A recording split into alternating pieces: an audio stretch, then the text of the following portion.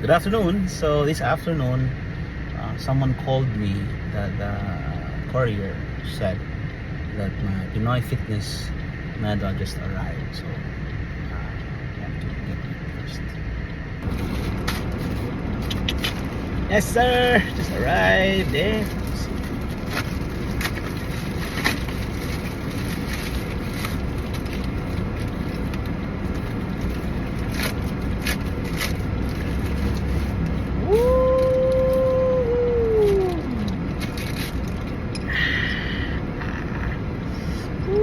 Pinoy Fitness, thank you.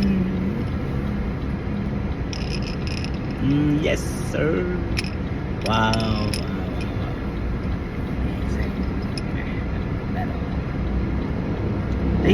Thank you, Pinoy Fitness.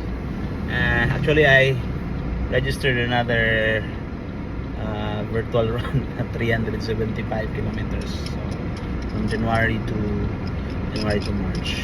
Thank you for this, Pinoy Fitness. God bless you. God bless you.